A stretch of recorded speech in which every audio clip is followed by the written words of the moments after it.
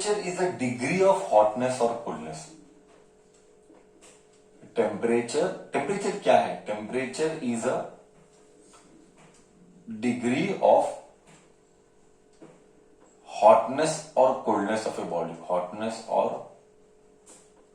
Coldness of a body. See it is a relative word. Temperature is a relative word. Relative word यानी हर एक को ठंडी और गर्मी का डेफिनेशन अलग है। तेरे लिए जो ठंडी है हर एक के लिए वो ठंडी नहीं है, करेक्ट ना? ठंडी एंड गर्मी का definition is completely relative. Relative मतलब, जिसको इंग्लिश में थोड़ा सा स्ट्रगल है, रिलेटिव मतलब it purely depends on individual, इंसान टू इंसान, individual to individual, the definition of ठंडी एंड गर्मी will change. So it is a relative term. ठंडी लग रही है कि गर्मी लग रही है, ओके। जो तुझे एग्जांपल, एक गर्म पानी है और एक नॉर्मल पानी है, तो तू बोलेगा गर्म पानी गर्म है, and then you take a very very hot tea, तो गर्म पानी के सामने हॉट टी और भी ज्यादा गर्मी है, तो पहले ये गर्म था, अब हॉट टी गर्म हो गया। मतलब क्या डेफिनेशन चेंज हुआ गर्मी का? It is all about comparison. मेरा पॉइंट वही था, it is all about comparison, okay. तो टेम्परेचर क्या देता है? एक आइडिया देता है। टेम्परेचर सुनने पर हमको एक आइडिया आता है कि गर्मी है कि ठंडी है। It is a degree of measurement of hotness और coldness. It's SI unit is, SI unit is Kelvin. SI unit is Kelvin, वो तो तुम्हें पता ही है। Represented by K, represented by K. What is the basic difference between heat and temperature? Heat and temperature के बीच में फर्क क्या?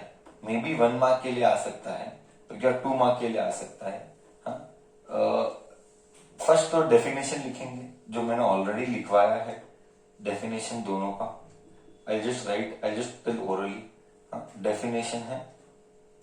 सेकेंड क्या लिखेंगे मैं बताता हूं। डेफिनेशन है, हीट का definition, heat is a form of energy, okay. यहाँ पे ये it is not a form of energy, detail में लिखने का जो डेफिनेशन लिखा है। Temperature, temperature is an measurement of hotness और coldness of the body. Next second one,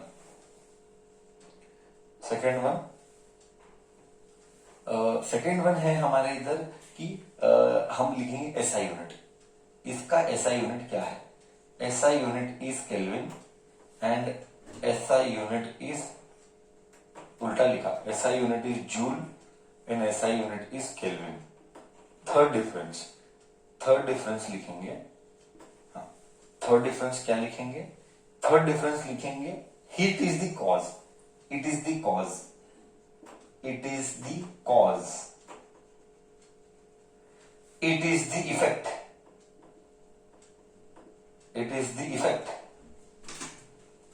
this is the cause, it is the effect. बोल बराबर है। एक और पॉइंट क्या लिख सकते हैं?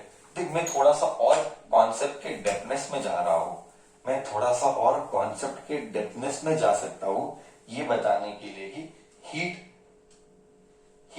हीट एग्जैक्टली होता क्या है। जब तू बॉडी को गर्म करेगा, जब तू बॉडी को गर्म करेगा ना, बेसिकली अंदर क्या होते हैं, वही ब्यूटी है। हम पढ़ेंगे काइनेटिक थ्योरी ऑफ गैसेस, कैसे क्या बिहेव करता है गैस जब गर्म करता है। इसका थर्ड चैप्टर है, इसका थर्ड। पहला थर्मल प्रॉपर्टीज ऑफ मैटर है, then we have thermodynamics and then we have kinetic theory of gases. ये जब सब चीजें चैप्टर पढ़ेंगे तुझे पता चलेगा कि थर्मल है क्या, ओके। मैंने कहा था जब हम चैप्टर पढ़ते हैं तो हम ये पढ़ना चाहते हैं कि आखिर में ये चैप्टर क्यों पढ़ना है ना? याद है जैसे मैंने बोला था बिगनिंग में, ये चैप्टर इसीलिए पढ़ना है, तुझे एग्जाम्पल तुझे एसी बनाना है। एसी का डिजाइनिंग सिस्टम थर्मल के बिना नहीं होता है। Forget about AC. चलो, तुझे एक थिएटर सिनेमा हॉल में गया, तो just an example, cinema hall में गया, वहां पे मैं एक प्रैक्टिकल एग्जाम्पल देता हूं। तू एक सिनेमा हॉल में गया एंड वो सिनेमा हॉल में 300 लोग हैं। अब वो 300 लोग 3 घंटे के लिए बंद है। 3 घंटे के लिए बन गए। नाउ वो 300 लोग कंटिन्यूस कार्बन डाइऑक्साइड एक्सहेल करेंगे। हाँ, एक्सहेल करेंगे। जब कार्बन डाइऑक्साइड 3 घंटा कंटिन्यूस एक्सहेल करेंगे तो टेम्परेचर बढ़ेगा। अब जब टेम्परेचर बढ़ेगा तो हमको कूलिंग लाना पड़ेगा।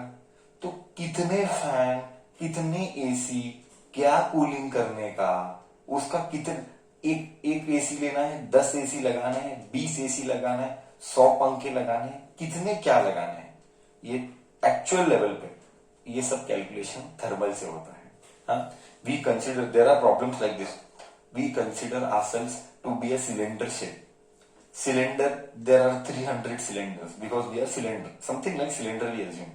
इतना स्पेस हम ऑक्यूपाई करते हैं, 3 घंटे में हम इतना हीट देते हैं, तो हीट इतना, तो कूलिंग कितना, सब मैथमेटिकल कैलकुलेशन। मतलब ये हाई लेवल का डिजाइन है। सिनेमा जस्ट एन एग्जांपल है। थिएटर करते टाइम इतना सब कैलकुलेशन वो लोग तो नहीं करते रहेंगे। एग्जाम्पल, तू कार चला रहा है तो कार में कितना इफेक्ट ऑफ कूलिंग देने का, हाँ, ताकि एसी कार का रहे, वो सारा गणित वो इसी में आएगा। समझ रहा है? तू थोड़ा थोड़ा फील आ रहा है सब्जेक्ट का? Are you able to imagine मतलब थर्मल कितना इंपॉर्टेंट है? मैं एक और एग्जांपल देता हूँ। एक और एग्जांपल दे। थर्मल में काइनेटिक थ्योरी ऑफ गैसेज एक चैप्टर रहेगा। काइनेटिक मतलब मोशन, काइनेटिक मतलब मोशन। अब काइनेटिक थ्योरी ऑफ गैस मतलब हम गैस के मोशन को पढ़ने की कोशिश करें और उसका बिहेवियर क्या होगा। जब प्रेशर बढ़ाऊंगा तो गैस कैसे बिहेव करता है, जब प्रेशर घटाऊंगा तो गैस का स्वभाव क्या, जब टेम्परेचर बढ़ाऊंगा, जब वॉल्यूम बढ़ाऊंगा तो हाउ विल गैस बिहेव। और यू विल थिंक सर इसका लेके मैं क्या करूं, हमको क्या करना है, गैस को कॉम्प्रेस कर या रिलैक्स कर, हमको उससे क्या मतलब है ना। सी बहुत मतलब है। कितने जब हम बचपन में जाते थे ना वो फन फेयर के लिए, तो वहां पे वो कोलंबस रहता था, वहां पे वो एक राइड रहता था, ड्रैगन वाला राइड रहता था, याद है? जब तू, या हमारा वो मेरी गो राउंड रहता था, जब हम वो सब करते थे, जब तुम बैठते थे तो वो लॉक होता था। वो जमाने में मेरे को याद नहीं, अभी तो मैंने बहुत इंजीनियरिंग डेज किए थे हम भी, वंडरला गए थे वंडरला। हालांकि अभी तो मुझे कुछ याद नहीं है अभी का सिस्टम्स क्या है, बट वहां पे तू बैठता है और वो लॉक होता था ना, तो वो एयर के प्रेशर से लॉक करते थे।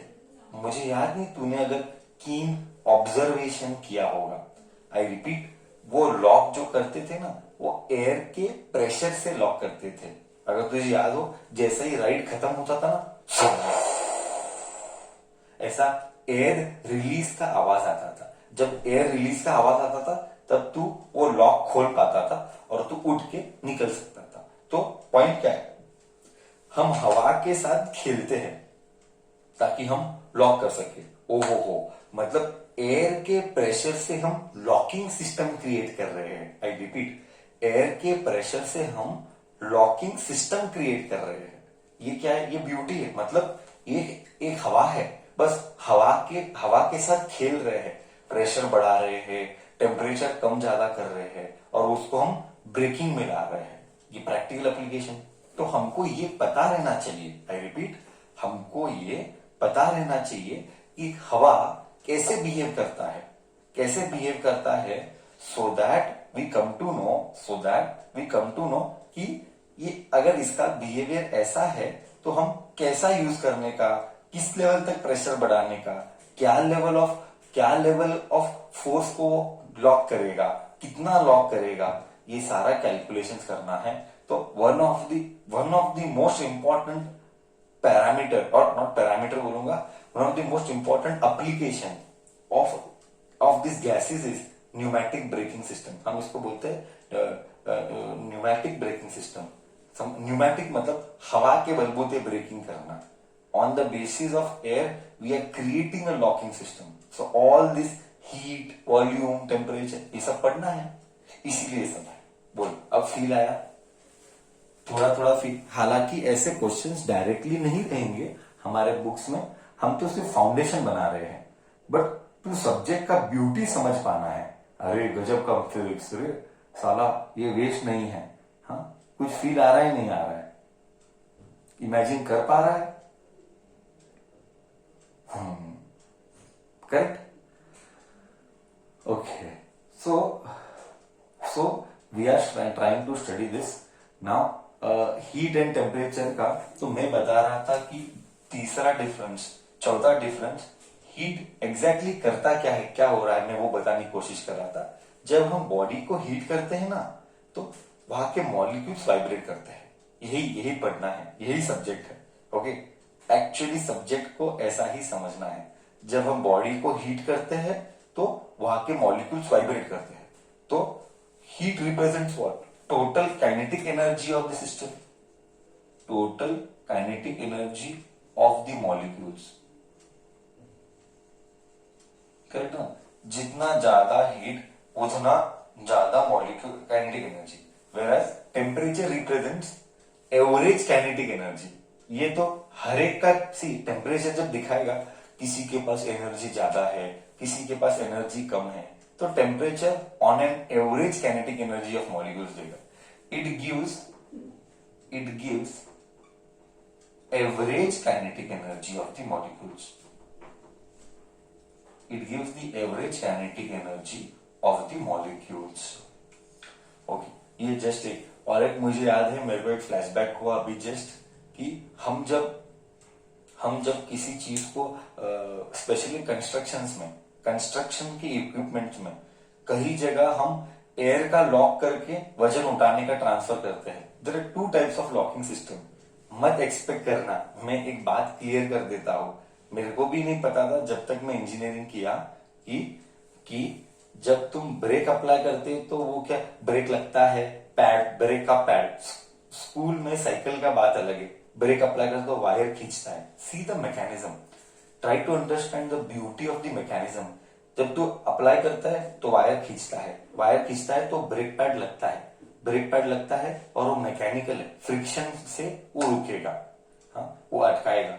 बट बड़े बड़े कारों में या कंस्ट्रक्शन की इक्विपमेंट में ब्रेकिंग मैकेनिकल नहीं रहता है। ब्रेकिंग या तो न्यूमैटिक रहता है या तो हाइड्रोलिक रहता है। आई रिपीट, ब्रेकिंग या तो न्यूमैटिक रहता है या तो हाइड्रोलिक रहता है। मतलब ऑयल के बेसिस पे हम ब्रेकिंग करते हैं। इसीलिए डिस्क ब्रेक में भी ऑयल है, पता नहीं तुम देखा नहीं, आगे जिधर भी डिस्क ब्रेक है उधर डब्बा रहता है ऑयल का। तो I don't know you knew it और नो, मैं पूछ रहा हूं, I hope you would have known कि ब्रेकिंग जो होता है वो ऐसा वायर नहीं, ब्रेकिंग ऑयल या एयर के बलबूते होता है, on the basis of air और ऑयल। दैट इज हाइड्रोलिक और न्यूमैटिक। न्यूमैटिक मतलब एयर, हाइड्रोलिक मतलब ऑयल। ऑन दैट बेसिस कारों का, डिस्क ब्रेक का, बड़े बड़े इक्विपमेंट का ब्रेकिंग सिस्टम होता है। I hope you got me right. हाँ, so this was about temperature.